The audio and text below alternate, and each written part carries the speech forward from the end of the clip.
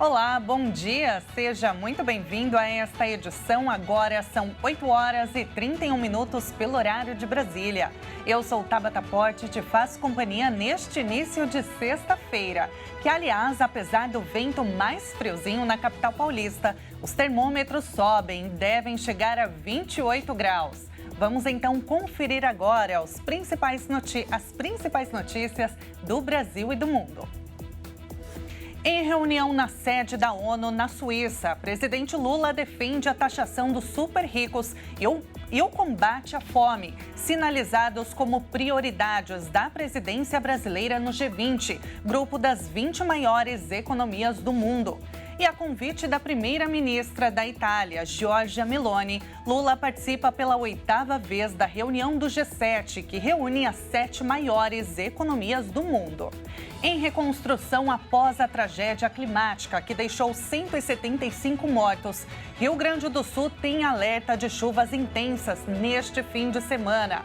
E ainda, a tensão voltou a subir no Oriente Médio após Hezbollah confirmar que lançou uma nova onda de foguetes e drones contra posições do exército israelense. Essas e outras notícias você confere a partir de agora. Vamos juntos! O presidente Lula esteve na sede da ONU, em Genebra, na Suíça, onde participou do Fórum Inaugural da Coalizão Global por Justiça Social, organizado pela Organização Internacional do Trabalho. Ele é co-presidente da iniciativa e aproveitou a ocasião para defender a taxação dos super-ricos e o combate à fome, sinalizados como prioridades da presidência brasileira no G20. Vamos acompanhar. Ao chegar ao local, o petista foi recebido pelo diretor-geral da Organização Internacional do Trabalho, Gilbert Ongbo, e pelo diretor-geral da Organização Mundial da Saúde, Tedros Adhanom.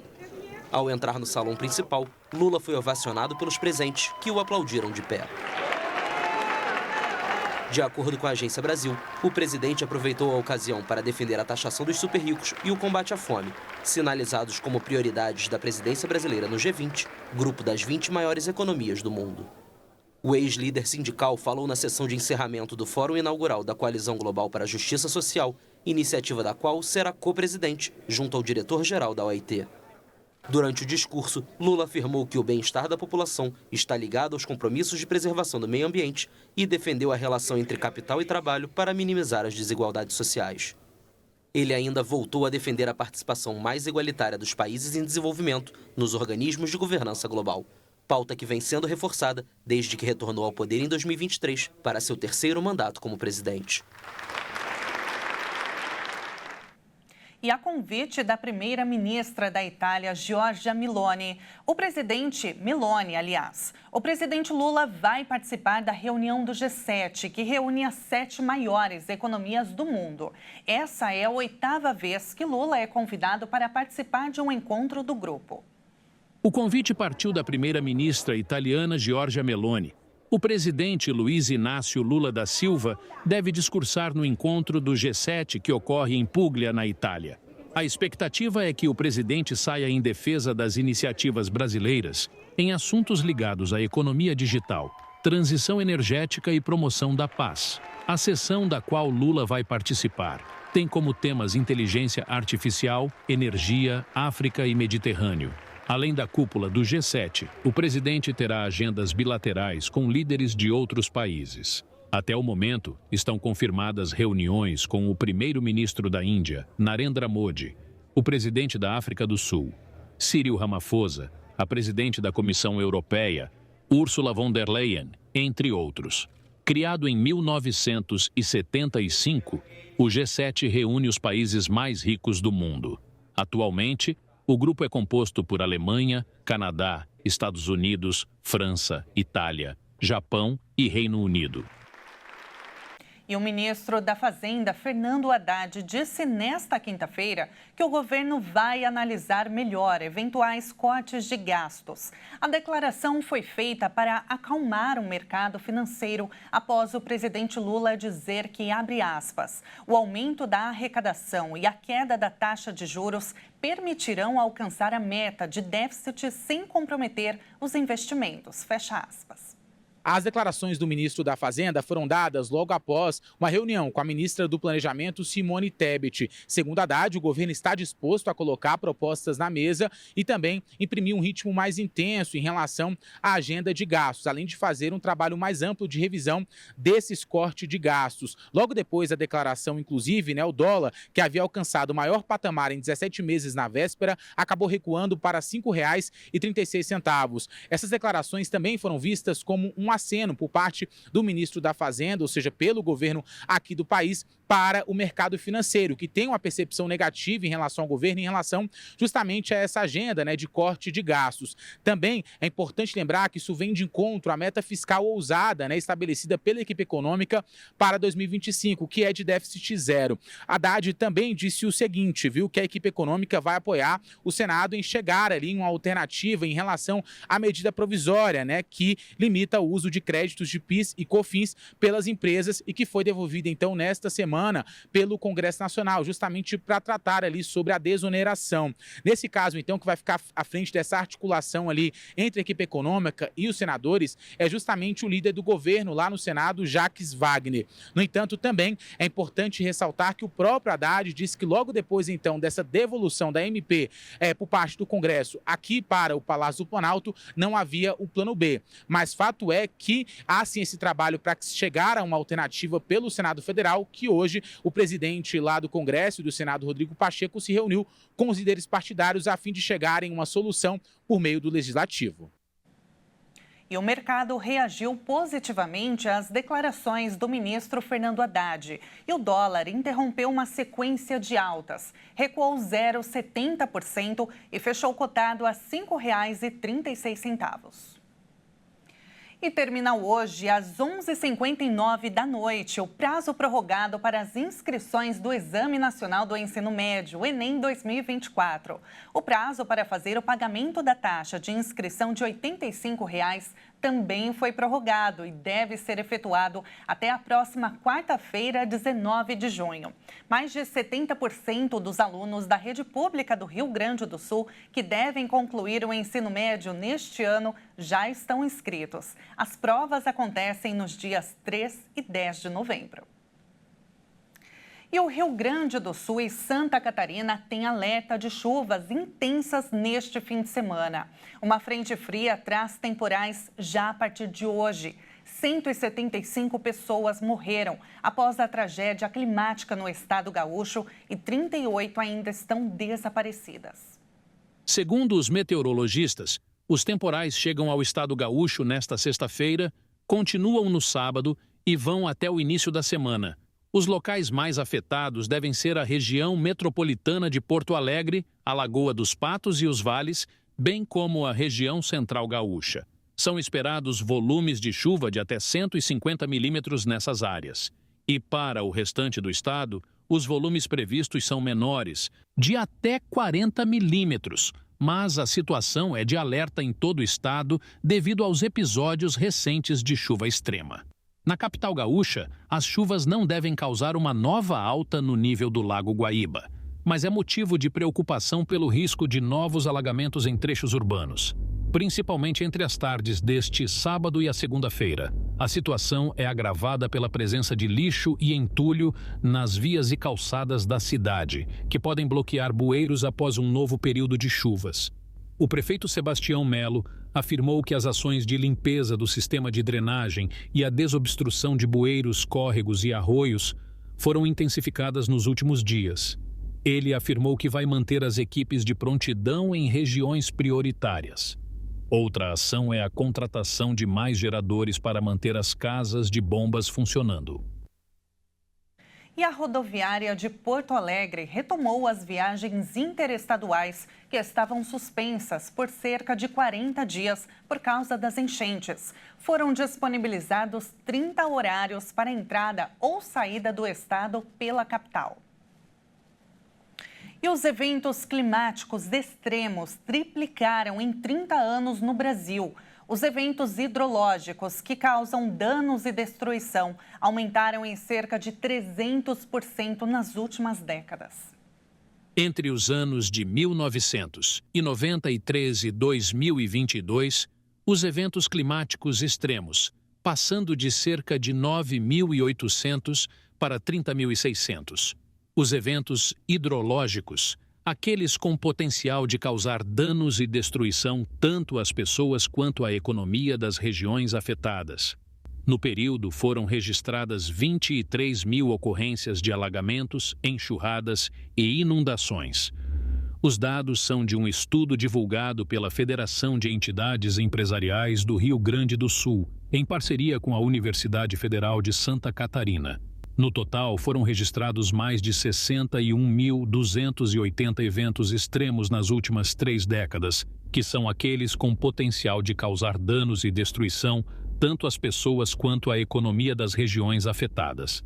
Entre os eventos estão ocorrências de chuvas intensas, alagamentos, granizo, ciclones, tornados, seca, incêndio florestal, onda de calor, onda de frio, erosão, colapso de barragem e até doenças infecciosas. O aumento da intensidade e frequência dos eventos extremos são apontados como consequências das mudanças climáticas, provocadas pela ação humana e pela emissão de gases de efeito estufa. De acordo com recentes estudos, elaborados por uma rede internacional de cientistas, a mudança do clima foi o principal fator que potencializou a ocorrência de eventos extremos de chuvas. Entre os episódios analisados, um dos destaques foi a seca histórica na Amazônia no ano passado.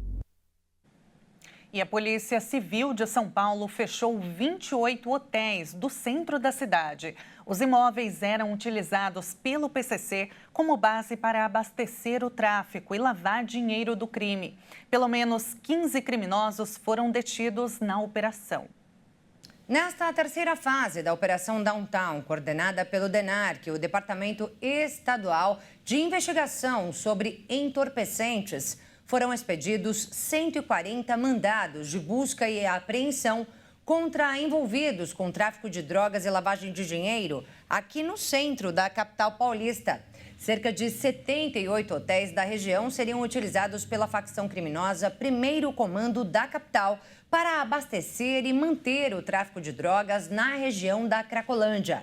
Vários deles foram interditados. Em áudio divulgado à imprensa, o delegado Carlos César Castiglione explica. Por quê? Porque essas hospedarias, a gente mostrou que quem é o proprietário, quem é o administrador, quem gerencia, é alguém que tem passagem por tráfico, alguém que está ligado à organização criminosa, alguém que de alguma forma contribui para o tráfico na região central. Em outro áudio, o secretário da Segurança Pública de São Paulo, Guilherme Derrite, afirma que dos hotéis investigados saíam pagamentos e transações financeiras para empresas pertencentes a criminosos do PCC. 26 empresas tiveram suas contas bloqueadas por solicitação da Polícia Civil de São Paulo, porque comprovaram durante ainda de maneira cautelar, mas comprovaram durante o processo de investigação que elas eram utilizadas para fazer a lavagem do tráfico de drogas do crime organizado na área central. 400 policiais foram mobilizados para o cumprimento dos mandados de busca e apreensão nos hotéis e outros estabelecimentos aqui da região central, onde, segundo o delegado, há a prática de jogos de azar ligada ao tráfico de entorpecentes. E no Rio de Janeiro, a prisão foi de um grupo que tinha a especialidade de dar golpes bancários. Em apenas 2 anos, vários clientes perderam R$500 milhão. As segundas e terças-feiras são os dias preferidos para os golpistas exercerem os crimes. Os dados são da primeira edição do Fraud Report financeiro da Idwall, empresa de tecnologia especializada em segurança. O sistema financeiro segue como o mais visado entre os criminosos, com uma taxa de 2,4 vezes maior que a média geral em outros segmentos. A madrugada é o horário preferido para realizar os golpes. No primeiro trimestre de 2023, os picos das taxas de fraudes ocorriam na terça-feira, com 2,44%, e sábados, com 1,96% de madrugada. Já em 2024, a segunda-feira de madrugada atinge 1,39% e a terça com 1,16%, à noite, que é o período líder em tentativas de golpes. Conforme o relatório, a foto e a perfuração de documentos foram os elementos mais adulterados, representando cerca de 90% das fraudes cometidas em RGs. Mas, para acessar o aplicativo e realizar a prova de vida, os golpistas mudaram a abordagem e passaram a tentar verificação por meio de fotos de documentos. No primeiro trimestre deste ano, o uso de fotos de tela caiu para 45,8% dos golpes, enquanto fraudes utilizando fotos de documentos subiram para mais de 40%. O levantamento explorou principalmente características, tendências e padrões de fraudes em cerca de 400 empresas, a partir da técnica de verificação documental, que se chama documentoscópia. Entram nesta análise a falsificação ideológica, o roubo de documentos e dados, além da identificação sintética, ou seja, quando uma identidade falsa é criada para cometer fraudes. A IDWall, que é especialista em gestão de identidade digital e soluções antifraudes, afirma que a queda de tentativas dos fraudadores pode ser atribuída ao avanço da implementação de ferramentas de segurança realizada pelas companhias no período. E veja a seguir: Hezbollah confirma lançamento de foguetes e drones contra posições do exército israelense. E ainda, governo da Colômbia anuncia que vai acolher crianças palestinas feridas pela guerra entre Hamas e Israel. Todos os detalhes daqui a pouco. Voltamos já já.